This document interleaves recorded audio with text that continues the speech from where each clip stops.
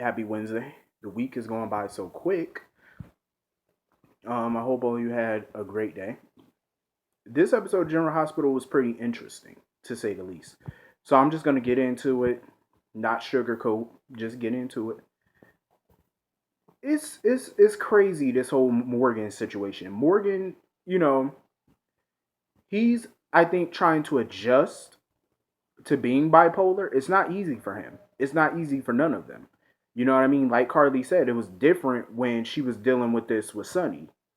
With Sonny, it was a bit different, but it's different when you're dealing with it with your own child, rather than your spouse.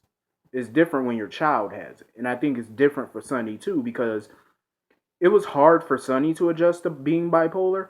But now that he has a son dealing with it, I think Sonny is a lot more calmer about it than Carly is. Because when Carly goes off the handle a bit, she looks at Sonny and he kind of has no, he's not saying much.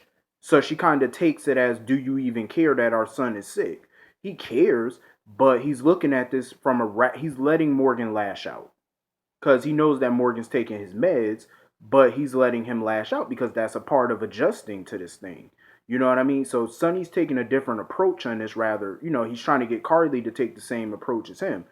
Pushing Morgan is only going to make this worse. You know what I mean? Like, and I agree with Sonny on that point.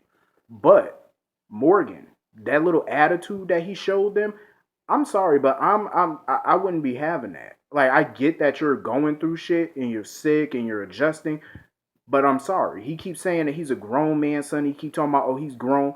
I don't care if he is grown. He's still living under your roof. He's still living under his parents' roof. And as long as he's living in Sonny and Carly's house, he needs to obey their rules. He needs to obey. I mean, come on, yeah, you're a grown ass man. So if you're so grown and you want to be disrespectful, go upstairs, pack your bags, and get the hell out my house. Because there's no way I would let any child of mine who's still, I don't care if you're grown or not, you're not going to still live in my house and I'm still technically paying your lifestyle. And I'm pretty sure Carly and Sonny are still paying for his clothes and everything else. Trust me, I'm pretty sure they are.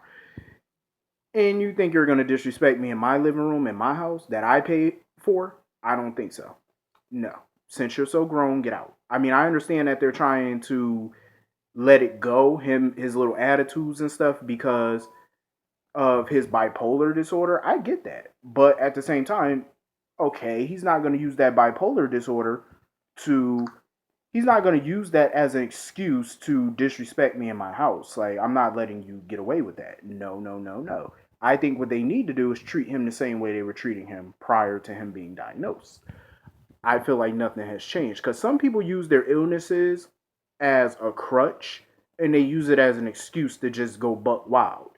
I feel like that's not the right approach. No, you need to treat him the same way you treated him before he got that diagnosis. That's my personal opinion. Um, it's okay to be a little, show, a tender side, of course, comfort him. I would let some things slide, but them tantrums and talking about, oh, I'm grown, I'm this, then get your grown ass out my house and support your lifestyle instead of using my bank accounts. I'm just saying. Um, so moving on. Tracy. I feel so bad for Tracy because now it seems she's falling for Paul more and more because this is the Paul Hornsby that she didn't know years ago. Like his personality she feels has changed and now she's, leaning more towards Paul now. I feel bad for her because Paul is obviously lying to her. He's in organized crime. He's shady. And I feel bad for her because every guy that comes into her life is using her for something, either money or ELQ, just playing on her vulnerability. And I hate that because Tracy is one of my favorite characters. I like Tracy a lot. You know, when she is acting like a bitch towards her family is part of the reason why sometimes I can't stand her because she's a little too judgmental. But a lot of people on this show are. But here's the thing though. I feel like the reason she lets men play her so easily is because she has a phobia. I think she's afraid to be alone. Because in some of her behavior over the years kind of leads me to that you know to that explanation that she has a phobia because she lets men play her so easily. I feel like she, at her age, she probably feel like she don't want to be some old fogey still by herself.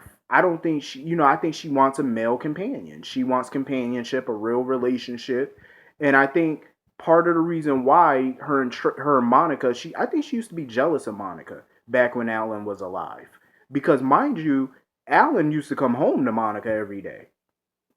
Monica's husband never ran out of the country all the time like Luke did.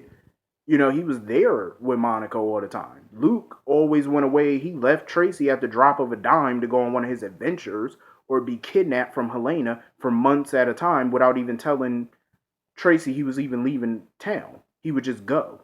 So that's why she was always in such a pissy mood with Monica and Edward all the time. And every time Luke left the country, she would make life for them a living hell because Luke left her for months. She never really had a real relationship, a real marriage with Luke where he would be home every day. You know what I mean? And then she always had to deal with his exes, Holly, Laura. She always had to deal with that crap. So, and she put up with it because she wanted male companionship. And I believe, she wants that. She doesn't want to be at her age, which is almost 70 years old, and being by herself. I think that's a big part of the reason why she lets men play her so much. And I feel bad for her. I feel like they need to write her differently now, as being smart. I'm all for her and Paul. I was when he first came back to town because I didn't know his agenda at first. But I mean, I do think Paul deep down, I think he really does care about Tracy. I mean, that's just the vibe that I get from him. Like he doesn't want to hurt her, but she's being played nonetheless. Carlos, of course, is being a little jackass. Paul paid him to leave the country, but he don't want to leave because of Sabrina the baby. And he basically threw shade at Paul because he told Paul, I'm not going to do what you did and leave my child at birth like you left your baby all those years ago. Because, he wasn't never a part of Dylan's life. So basically, Paul subliminally threatened him to kill him. He said, there's dead and then there's dead. Like, you could fake your death, but I can make it actually happen. So it was crazy to see that. But Ava is basically emotionally blackmailing Kiki to spend Christmas with her. Um, by using Avery as a tool, and Kiki says she'll think about it, whatever. Carly made a simple request. She came up to Ava being very nice to her, which is unCarly like, asking her just so Sonny could spend a few hours with Avery Christmas morning, and Ava refused. She flat out refused. I mean, I can't really get mad at Ava for that because, I mean, come on now. Think about it. What if it was Sonny who had full custody of Avery and Ava came to Carly begging for her to have a couple of hours with Avery on Christmas morning? The question is, would Sonny be receptive to that? Would he be okay with that? I guarantee you the first answer out of Sonny's mouth probably would have been hell no. I doubt it. So she's not doing anything to Carly and Sonny that Sonny wouldn't do to her. I feel like I hate this because I feel like they're using that baby as a tool and I don't like it. As much as I wish that neither one of them could raise Avery, at the end of the day, they're her parents. So I feel like she needs both Sonny and Ava at the end of the day. And I feel like Ava's just being a bitch about this. She's being a stone cold bitch. But I'm pretty sure Sonny would have acted the same exact way. And I feel like it sucks because Avery's stuck in the middle of this. And right now she has no say so because she's a little baby. But I feel she needs both the parents. And I feel like they're being totally just assholes about this.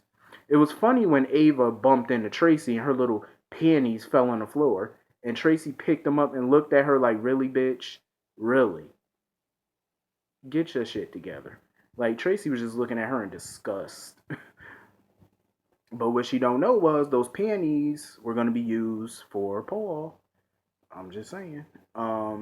Anyway, Sabrina, she need to stop lying to Michael, tell him the truth. I heard that the truth about this baby was supposed to come out, I think, around the Nutcracker Gala, which is starting, I think, tomorrow, between tomorrow and Friday. So most likely the secret is going to come out probably Friday.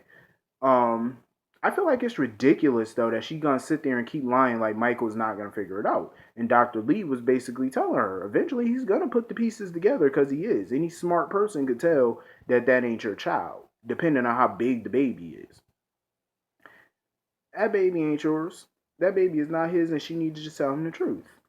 So Michael went over to Sonny's, and Sonny was basically trying to put his mind at ease, making him think that he was, being, overreacting about this whole baby situation or whatever. But I just feel like all hell is about to break loose. I just feel like, because Michael don't like women lying to him, and Sabrina should know this firsthand, especially after what happened last year. She should know that this is not going to end too good. Um, I love seeing Robert. I mean, not Robert. I'm sorry, Mac and Anna. We're gonna see Robert tomorrow, though. But it was good seeing Mac and Anna putting their heads together, investigating Paul, and trying to figure this shit out about Carlos, and because she knows for a fact that Sloan most likely is dead. Because she said whoever they pulled that body out the water was not Sloan, it was not Carlos's. Because she know for a fact she shot Carlos 4 times, and the person that they pulled out that river, that was not Carlos, because whoever that was got shot twice, and it's impossible. So Mac took Sloan's toothbrush, so now they're going to compare the blood from the body to Carlos's and to the toothbrush. But that's when she got a call from Patrick about Robin, um, about her not being in Paris or something. He believes that the Cassadines are involved because him and Emma went to the address that they had for Robin, and it was some little antique shop. And apparently, the woman who owns the antique shop had a necklace that resembled the same necklace that Spencer wore. So she knew it had to be Cassadine related. So Anna's on her way to Paris, and that's going to bring Robert out. The Don. I miss Robert. I think he's a wasted talent at YNR. I feel like they're just wasting him at the Young and the Restless. They could use him on GH. He could probably be a new commissioner, because God knows if they're not going to give Anna her badge back, Jordan needs to be replaced. They need somebody of competence in that position.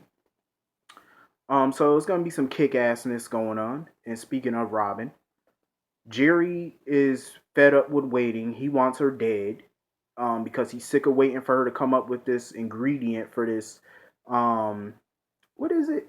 Some immortal drug that she's creating, I guess, to keep people alive forever or something. Um, it's like an immortality drug to make sure that people can never die or bring them back to life. Even though in real life that's impossible, because if it was possible, we would all not die. But anyway, I find it funny. So he's fed up with her, and Robin's trying to stall for more time. I feel bad for Robin. It's like these last couple of years, she's just been kidnapped after kidnapped after kidnapped. My God. Jesus. Take the wheel. So anyway, I believe that's everything that's going on. Um, I will boy you have a great day. I will see all you tomorrow. Have a lovely day.